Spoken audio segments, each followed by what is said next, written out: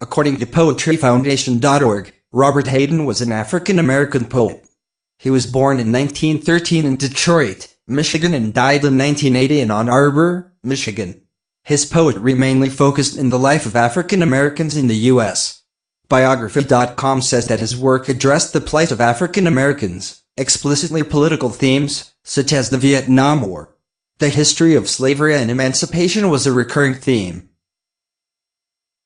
Thanks to his popular poems and amazing poetry, Robert Hayden received many honors. Biography.com states that he was elected to the American Academy of Poets in 1975. 1 year later, he became the first African American to serve as the Library of Congress consultant in poetry, a position that was later renamed to Poet Laureate. One of Hayden's best-known poems is this, a good example of Hayden's style. Simple but with a powerful message. The form of this poem is composed of 3 stanzas. The first stanza has 5 lines, the second stanza has 4 lines, and the third stanza has 5 lines for a total of 14 lines. This sounds like it's a sonnet, but it's not. Shmoop.com says that this poem is not written in regular iambic pentameter form, something that is very rare, because most of the poems are written in this form. Also, it has no rhyme, nor does it have a rhyme scheme.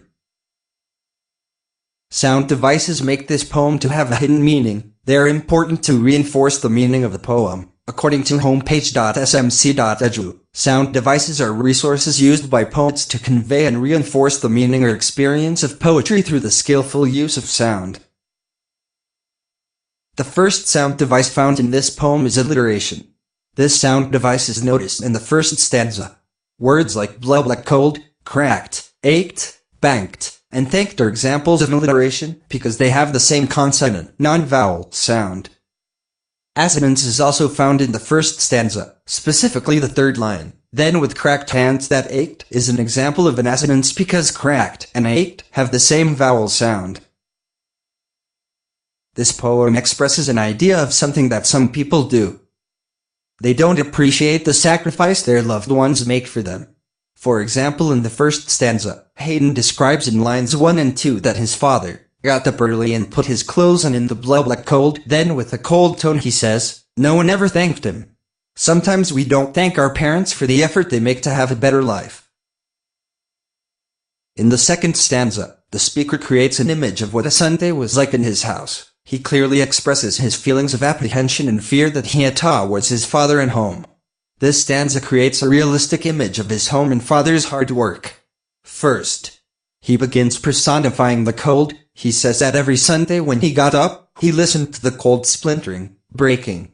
Splintering and breaking aptly suggest the sound of wooden floors reacting to temperature and humidity changes. It compares the sounds of the house to the sounds of ice breaking up. The stanza finishes with a line that makes the reader stop and think, are the chronic angers of that house? According to Shmoop.com, chronic angers of that house sounds like domestic life in the speaker's home was not all sunshine and rainbows.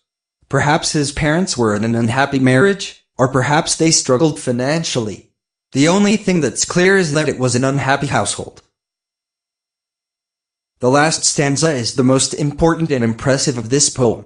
Here the speaker reveals his regret of not telling his father how much he appreciated everything he did for him. His regret is expressed in lines 13 and 14. The speaker asks himself these questions: what did I know? What did I know of love's austere and lonely offices? The repetition of what did I know is a way of saying that he truly feels remorseful. The last line of the poem could be interpreted in different ways. To me, this line has a deep meaning. Love's austere could mean that his father's love was strict or rigid towards him. But at the end of the day, parental love can be shown in different ways. The word offices in this context means the father's duty of getting out in the world and work to provide everything needed to make his child happy.